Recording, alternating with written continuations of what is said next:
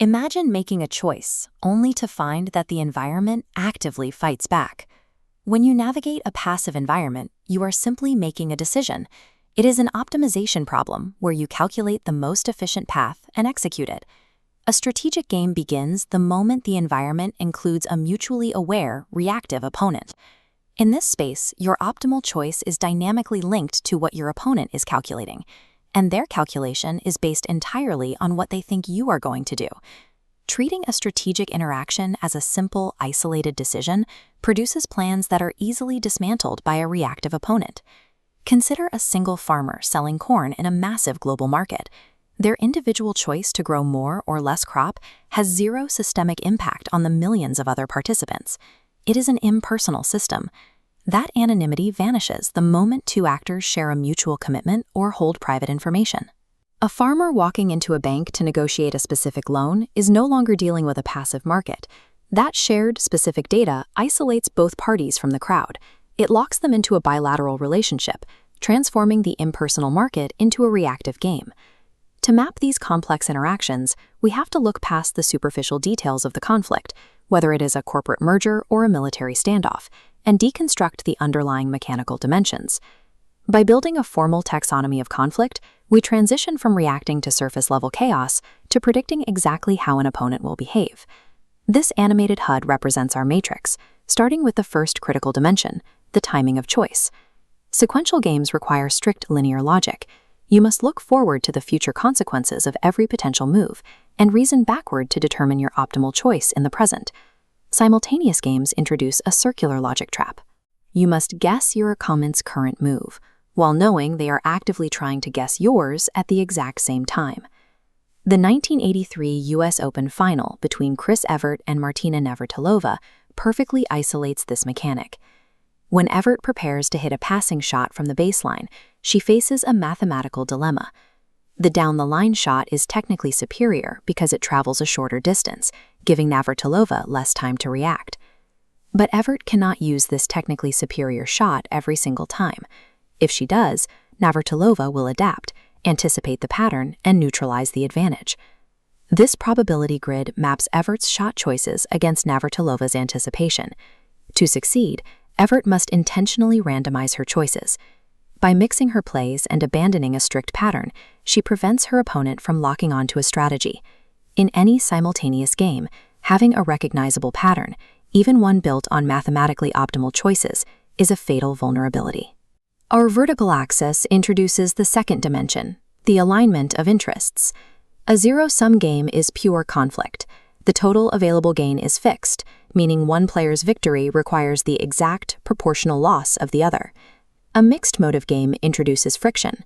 Mutual benefit is possible for both players, but the exact distribution of that benefit is highly contested. A classic example of a mixed motive environment is the GPA rat race, a direct variation of the prisoner's dilemma, played out in university classrooms grading on a strict curve. Imagine all students secretly agree to slack off. By keeping the class average low, everyone secures a high grade for minimal effort. This is the cooperative baseline. This payoff matrix tracks the class outcome. In the top left quadrant, cooperation holds. But there is a massive individual incentive to break the agreement. If one student studies just slightly harder than the rest, they gain a commanding curve advantage. Because every student possesses this exact same logic, the agreement instantly collapses. They all study harder, effectively canceling out each other's advantage. The tragedy of the prisoner's dilemma is that strict calculation drives everyone to a baseline where they expend significantly more resources to achieve the exact same relative outcome. The final environmental dimension governs the parity of information between players. When one player holds private data that the other lacks, you enter an environment of asymmetric information. Here, manipulating, concealing, or verifying that data becomes the core objective. Consider two people in a relationship, each holding on to separate, highly coveted rent-controlled apartments. One partner wants to evaluate the true depth of the relationship. This decision tree illustrates the use of a screening device. The woman issues an ultimatum. She suggests giving up the second apartment.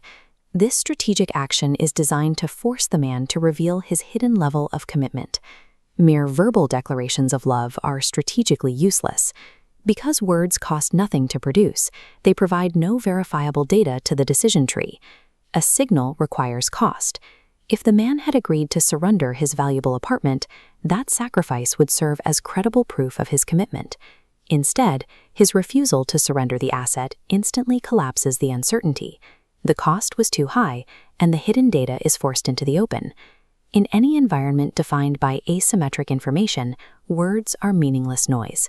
Only actions that carry a distinct, undeniable cost contain usable strategic data. Understanding the environment is only half the matrix. We must also define the internal mechanics of the players operating within it. In game theory, a strategy is a complete plan of action that specifies exactly what a player will do in every contingency that could conceivably arise. Furthermore, the assumption of rationality has absolutely nothing to do with objective logic, morality, or what a neutral observer might call sensible behavior. Rationality requires only two strict conditions: a consistent internal ranking of values, and the calculation required to maximize those specific values. An opponent acting aggressively, erratically, or even seemingly self-destructively is still perfectly rational, provided those actions successfully serve their specific hidden value system. Labeling an opponent as irrational prevents you from understanding the actual values they are working to maximize. When we combine timing, the alignment of interest, the parity of information, and the internal axioms of the players, we assemble a complete system of interaction. This system naturally seeks a final core state: equilibrium. This occurs when every player executes their best possible response to the strategies of everyone else.